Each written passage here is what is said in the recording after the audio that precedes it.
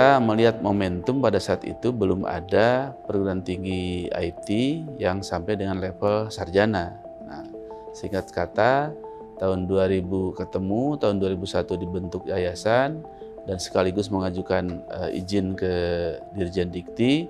Kemudian tahun 2002 keluar izin Sekolah Tinggi Ilmu Komputer atau STIKOM, atau nama resminya STMIK STIKOM Bali, yang mempunyai 2 prodi pada tanggal 10 Agustus tahun 2002.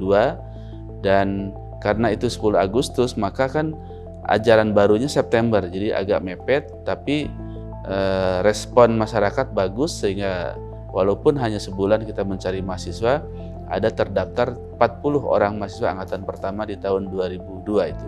Nah, selanjutnya tahun 2003 kita menerima 200, 2004 naik 370, kemudian 2005 500, akhirnya sampai ke 2006 2007, dan seperti sekarang lah saya mendapatkan wawasan baru atau ilmu baru bahwa suatu lembaga pendidikan itu, walaupun itu namanya perguruan tinggi, pertama kita harus proaktif. Nah, saya lihat perguruan tinggi pada saat itu menunggu mahasiswa datang. Nah, kalau kami begitu berdiri STIKOM, langsung melakukan sosialisasi ke berbagai segmen-segmen pasar, dalam hal ini anak-anak SMA, SMK, dan MA.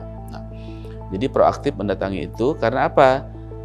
Kami berkeyakinan bahwa orang itu ya belum tentu akan mendaftar walaupun sudah tahu ada STIKOM Bali, apalagi tidak tahu.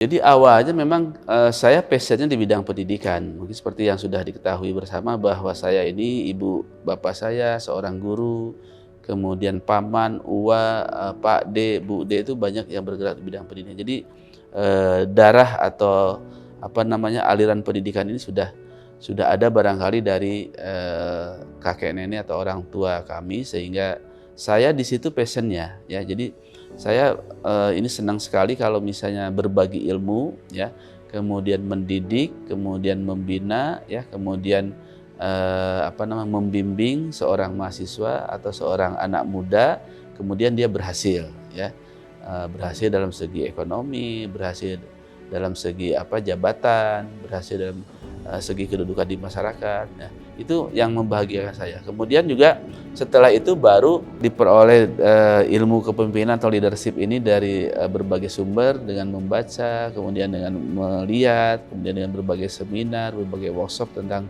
leadership. Tentu saja intinya ternyata di leadership itu selain teori yang saya dapat itu adalah yang paling penting adalah memang contoh atau panutan ya.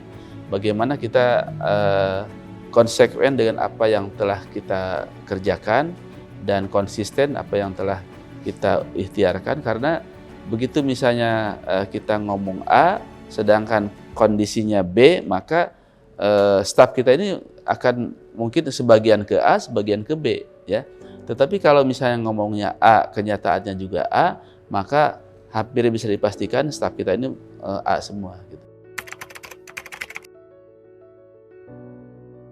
Jika masyarakat Bali khususnya ataupun Indonesia berbicara tentang teknologi informasi, maka yang dilirik adalah STIKOM Bali. Nah, itu suatu tanda, suatu bukti bahwa kita memang sudah menjadi dalam tanda petik leader lah untuk bidang teknologi informasi di Bali. Jadi kompetisi bagi saya bukan suatu hal yang menakutkan atau mengkhawatirkan, tapi itu menjadi suatu tantangan bagaimana supaya kita lebih baik lagi.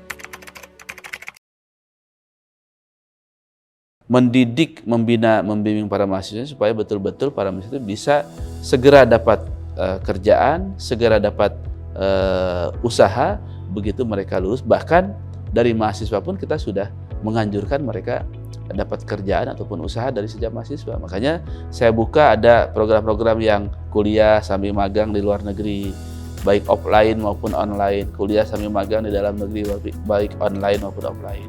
Nah, itu yang terus kita kembangkan ya, supaya betul-betul lembaga ITB STIKOM Bali ini menjadi lembaga yang terpercaya dan juga dibanggakan bukan hanya oleh para pendiri, tapi juga oleh para alumni, para sivitas akademika, dan yang lebih penting lagi adalah oleh seluruh masyarakat Bali dan masyarakat Indonesia. Karena keberhasilan daripada para mahasiswa atau alumni itu adalah keberhasilan institusi pendidikan tinggi.